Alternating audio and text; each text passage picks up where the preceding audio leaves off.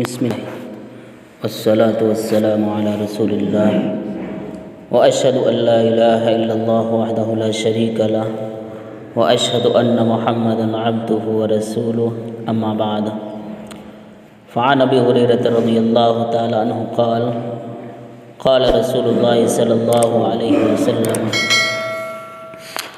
من سأل الناس أموالهم تكثرا فإنما يسأل جمرة فليستقل أو ليستكثر رواہ مسلم۔ سیدنا ابو ہریرہ رضی اللہ تعالیٰ عنہ سے روایت ہے کہ اللہ کے نبی صلی اللہ علیہ وسلم نے ارشاد فرمایا، جو لوگوں سے ان کے مالوں کا سوال کرتا ہے ضرورت کی وجہ سے نہیں بلکہ اپنا مال زیادہ کرنے کے لیے، تو وہ جہنم کے انگارے کا سوال کرتا ہے، اب وہ چاہے زیادہ کر لے یا کم کر لے۔ اسی طرح عبداللہ بن عمر رضی اللہ تعالی عنہما سے روایت ہے کہ انہوں نے اپنے والد کو فرماتے ہوئے سنا کہ اللہ کے رسول صلی اللہ علیہ وسلم نے ارشاد فرمایا کہ آدمی لوگوں کے سامنے ہاتھ پھیلاتا رہتا ہے یہاں تک کہ وہ قیامت کے دن اس طرح اٹھے گا کہ اس کے چہرے پر ذرہ برابر بھی گوشت نہ ہوگا۔ تو ان دونوں حدیثوں کے اندر آپ دیکھیے کہ ایک میں ہے کہ جو بھی لوگوں سے مال کا سوال کرتا ہے، بھیک مانگتا رہتا ہے بغیر ضرورت کے، تو گویا کہ وہ بھیک نہیں، وہ مال و دولت نہیں، روپیہ پیسہ نہیں، بلکہ وہ آگ کے انگارے مانگ رہا ہے، جہنم کے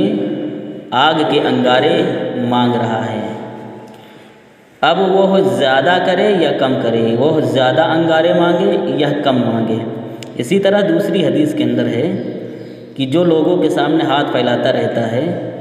تو قیامت کے دن اس حالت میں اٹھے گا کہ اس کے چہرے پر ذرہ برابر بھی گوشت نہیں ہوگا، یعنی اتنی سخت وعید ہے لوگوں سے مانگنے کی۔ اسی طرح ایک اور حدیث کے اندر ثوبان رضی اللہ تعالیٰ عنہ بیان کرتے ہیں کہ اللہ کے رسول صلی اللہ علیہ وسلم نے ارشاد فرمایا کہ کون شخص ہے جو شخص جنت کی ضمانت لے مجھ سے؟ تو ثوبان رضی اللہ تعالیٰ عنہ کہتے ہیں، میں کھڑا ہو گیا کہ میں ہوں۔ تو کہا کہ جنت کی ضمانت اس شخص کے لیے ہے جو مجھ سے اس بات کی ضمانت لے کہ وہ دنیا میں کسی سے کوئی چیز نہیں مانگے گا، یعنی بھیک وغیرہ نہیں مانگے گا، وہ شخص جنت کی ضمانت لے۔ تو ثوبان رضی اللہ تعالیٰ عنہ کہ میں ضمانت لیتا ہوں کہ میں کسی سے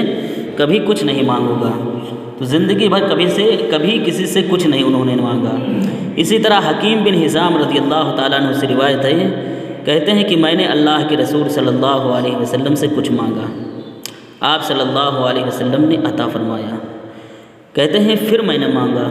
پھر آپ صلی اللہ علیہ وسلم نے عطا فرمایا۔ کہتے ہیں پھر مانگا، پھر آپ صلی اللہ علیہ وسلم نے عطا فرمایا۔ اس کے بعد آپ صلی اللہ علیہ وسلم نے ارشاد فرمایا، اے حکیم، جانتے ہو یہ حکیم بن حزام کون ہے؟ یہ ایک واحد ایسے صحابی ہیں جن کی پیدائش خانہ کعبہ کے اندر ہوئی تھی۔ تو کہتے ہیں کہ اللہ کے رسول صلی اللہ علیہ وسلم نے مجھ سے ارشاد فرمایا کہ اے حکیم بن حزام،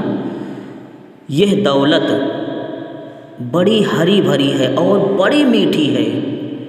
لیکن جو شخص اسے اپنے دل کو سخی اور فیاض رکھ کر اس دولت کا مطالبہ کرتا ہے تو اس دولت کے اندر اس کے اندر برکت ہوتی ہے، اور جو شخص لالچ کے ساتھ اس مال و دولت کو لیتا ہے یعنی مانگتا ہے تو اس کی دولت میں کچھ بھی برکت نہیں ہوتی ہے۔ اور ایسے شخص کا حال جو مانگتا رہتا ہے، ایسے شخص کا حال اس شخص کی طرح ہے جو کھاتا ہے لیکن آسودہ کبھی نہیں ہوتا ہے۔ اور یاد رکھو، اوپر والا ہاتھ نیچے والے ہاتھ سے بہتر ہے، یعنی دینے والا ہاتھ لینے والے ہاتھ سے بہتر ہے۔ تو مانگنا نہیں چاہیے کسی سے کچھ بھی، جہاں تک ہو سکے اپنی محنت کی کمائی سے کھانا چاہیے۔ سیدنا عبداللہ بن عمر رضی اللہ تعالیٰ عنہ سے روایت ہے کہ اللہ کے رسول صلی اللہ علیہ وسلم جب مجھے کوئی چیز عطا فرماتے تو میں عرض کرتا کہ اے اللہ کے رسول صلی اللہ علیہ وسلم، آپ مجھ سے زیادہ محتاج کو دے دیجئے۔ لیکن آپ صلی اللہ علیہ وسلم فرماتے نہیں، لے لو، اگر تمہیں کوئی ایسا مال ملے جس پر تمہارا خیال نہ لگا ہوا ہو اور تم نہ اسے تم نے مانگا ہے تو اسے قبول کر لو، اور جو تمہیں نہ ملے تو اس کے پیچھے مت پڑو۔ اگر کوئی شخص تمہیں مال و دولت نہیں دے رہا ہے تو اس کے پیچھے مت پڑو، ہاں اگر کوئی دے رہا ہے تو اس سے قبول کر لو، اس کو پھر نہ چھوڑو۔ تو مال کی حرص اور تمنا نہیں ہونی چاہیے دل کے اندر۔ اسی طرح آپ دیکھیے اسلام نے جہاں ایک طرف صاحب حیثیت کو یہ تعلیم دی ہے کہ ان کے مالوں میں غربا اور مساکین کے حقوق ہیں، اللہ رب العالمین نے کہا فی اموالہم حق للسائل والمحروم، مالداروں سے کہا کہ دیکھو مالداروں تم یاد رکھنا کہ تمہارا جو مال ہے اس میں غریبوں اور فقیروں کا حصہ ہے، اللہ رب العالمین نے یہ حکم دیا۔ تو غربا اور مساکین کا جو حصہ ہے تو ان کے حقوق ہیں، تو ان کے حقوق کی ادائیگی صحیح طریقے سے مالداروں کو کرنا چاہیے تاکہ وہ در در کی ٹھوکریں کھانے سے بچ سکے۔ وہیں دوسری جانب ایک طرف تو اسلام نے یہ تعلیم دی مالداروں کو کہ دیکھو تمہارے مال کے اندر جو پریشان حال ہے، محتاج ہیں، فقیر ہیں، مانگنے والے ہیں، ان کا حق ہے، مگر دوسری طرف یہ بھی اسلام نے تعلیم دی ہے، ان لوگوں کو تاکید کی ہے کہ وہ سوال کرنے سے، مانگنے کو اپنا پیشہ اور دھندا نہ بنائیں، بلکہ جہاں تک ہو سکے محنت مزدوری کر کے اپنا پیٹ بھریں